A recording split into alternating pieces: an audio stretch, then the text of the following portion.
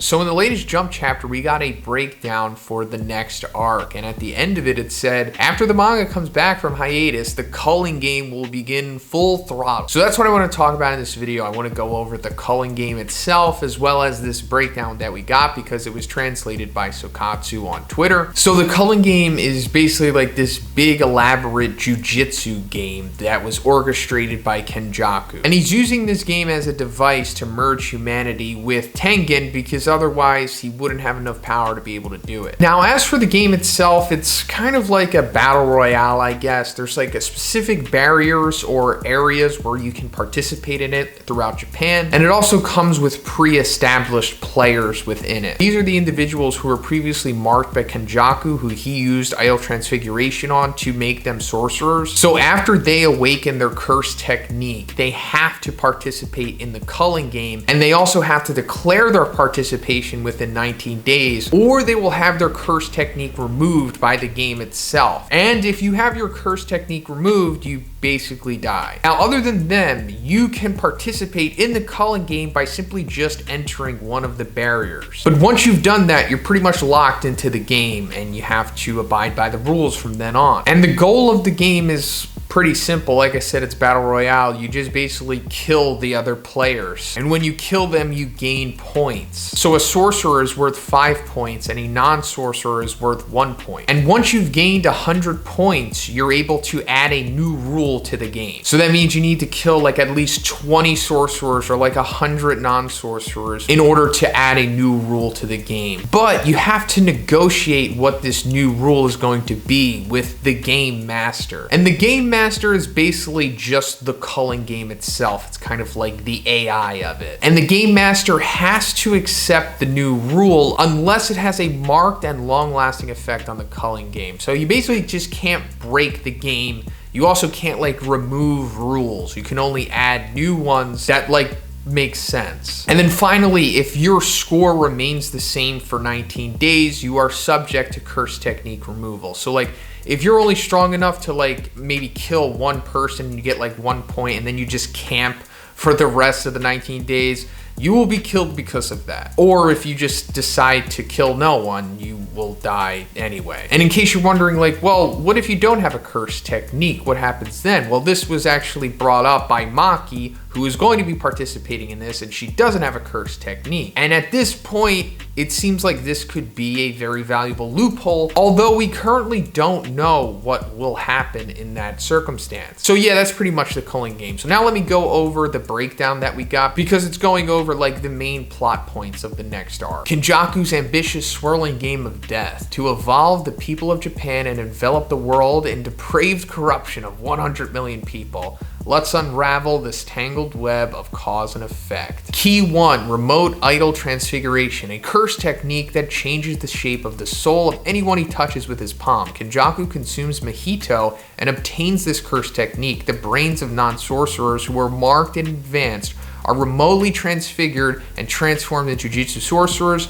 This marks the start of the Culling game. This is what I was talking about. These are like the predetermined players that have to participate in it. Key 2, Kenjaku's objective. Key points of Tengen and humanity's merge. So these are like the main things that Kenjaku needed to happen in order for his ultimate goal to come to fruition. The 6 Eyes, an existence that has defeated Kenjaku twice in the past. He has finally overcome this obstacle and succeeded in sealing it within the prison realm. So yeah, taking out Gojo was paramount, because there's no way he would be able to get this far if Gojo wasn't sealed. Star Plasma Vessel. The Star Plasma Vessel died 11 years ago by not merging with her. Tengen evolved, and his merge with humanity became possible. Cursed Spirit Manipulation. Tengen has evolved and become closer to a cursed spirit than human. He has therefore become the target of a cursed spirit manipulation curse technique that Kenjaku acquired. So Kenjaku needed the Star Plasma Vessel to die, which coincidentally happened when Toji showed up and really helped Kenjaku out. So now that Tengen didn't have a vessel to transfer to, his curse technique has forced his evolution because he's become so old. So now he's closer to like a cursed spirit than an actual human, meaning he is vulnerable to the curse spirit manipulation curse technique that Geto originally had, that Kenjaku currently has because he's within Geto's body. So that means he can absorb Tengen the same way that he absorbed Mahito and use their abilities for his own doing. And since Tengen has like the merging ability, like he's currently like merged with the world in a way, he's going to use this to merge Tengen with humanity using the Culling game's barrier as a device for that. Key 3, players participating in the Culling game. Fushiguro Sumiki, Megumi's older sister. When she was marked by Kenjaku, she fell into a coma after being exposed to cursed energy.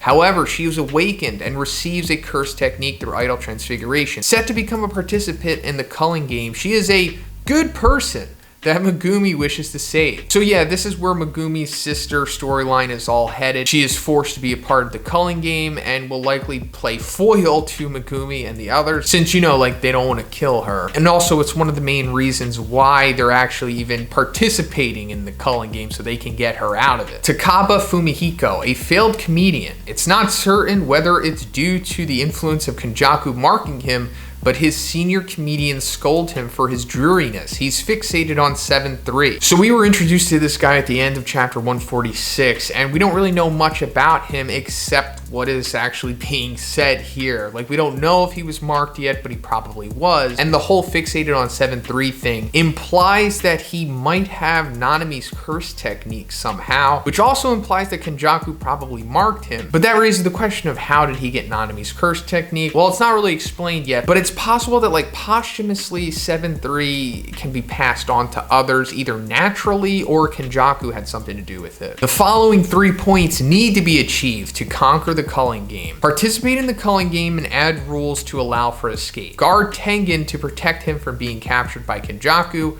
Release Gojo from the prison realm. As for guarding Tengen from Kenjaku, that's going to be the responsibility of Choso and Tsukumo. Key 4, build up reinforcements to help add escape rules. Physically gifted, a heavenly restriction that hones a person's physical ability and the 5 senses to their peak, in exchange for having absolutely 0 cursed energy. The members of the Zenin clan see Toji and Maki, who has attained a very unique strength. Twins are considered one entity in Jujutsu. In a world with Mai possessing a curse technique, Maki is unable to attain the strength she aspires to, therefore Mai sacrifices herself and passes away. So this is the arc that we just got over, which is like the Zenin massacre arc, I guess you could say, where Maki has full heavenly restriction at this point, as it's stated, because Maki received a serious power buff. I guess you could say like full powered heavenly restriction or perfect heavenly restriction or whatever Toji had. And she was able to get this because twins are considered one entity in Jujutsu for some reason. So now that the one with the curse technique is gone,